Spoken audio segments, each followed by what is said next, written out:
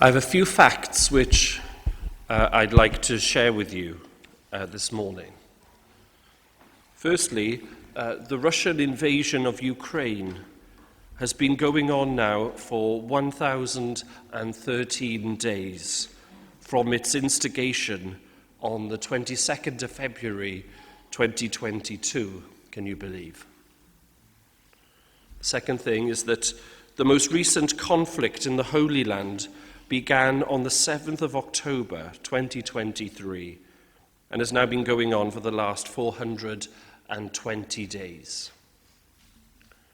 Both of these conflicts have not only dispersed so many people and divided families, but they've claimed the lives of thousands of people. This is, of course, without mentioning the many other conflicts which are taking place around the world.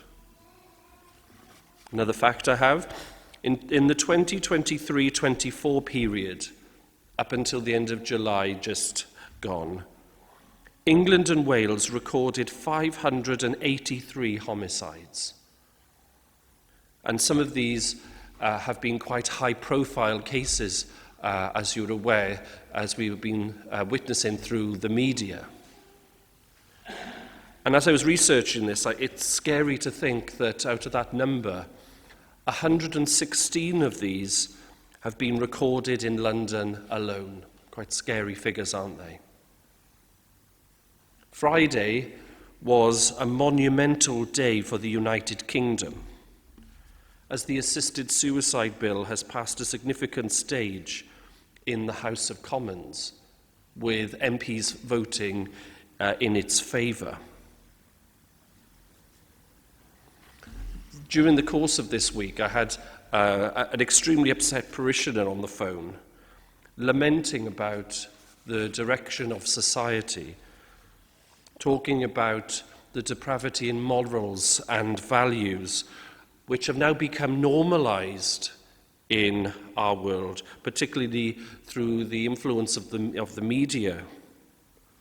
The culture of death, which now seems to be the stronger force over any sort of culture which promotes life and authentic well-being. And then we only have to look to the headlines when we begin to fact-check this, what this person was saying, and to see things for ourselves.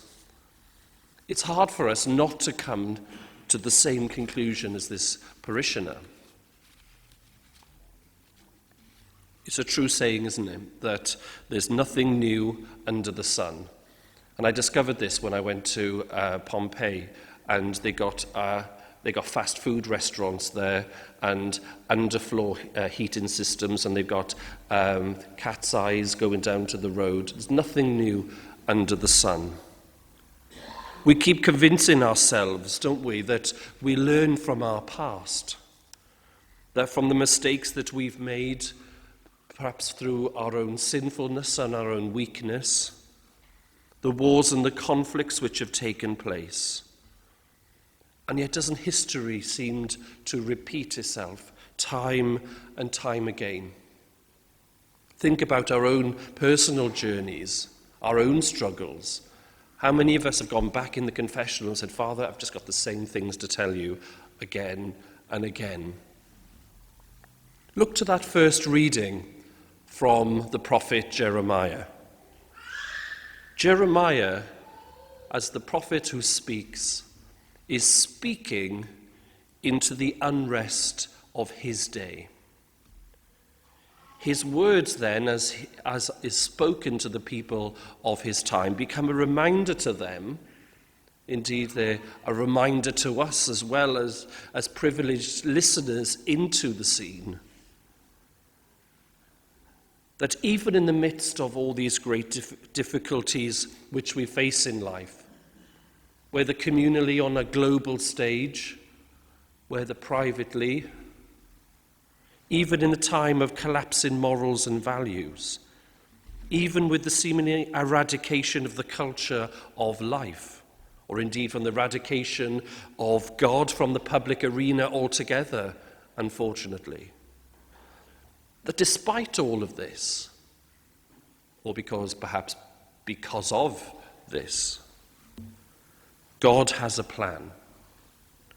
God has made a promise. And this promise is the key to our Advent journey this year. God has spoken this promise. Listen again to what Jeremiah says from that first reading. "Behold, the days are coming, declares the Lord, when I will fulfill the promise I made to the house of Israel and the house of Judah." The promise will become flesh and will dwell among us, as we will hear Christmas time in the words of John's Gospel. The promise is the salvation of mankind, which Simeon will sing and cry out as he meets the infant Christ child in the temple. This is Jesus Christ. At the moment of creation, God creates order out of all the chaos. The Advent promise to us reveals to us that ultimately the chaos of our godless world, which we experience in, which we struggle with and live through, will never ultimately overwhelm or triumph. The Advent promise to us is that redemption is at hand. Go back to that gospel reading. Now, when these things begin to take place, straighten up and raise your heads, because your redemption is near.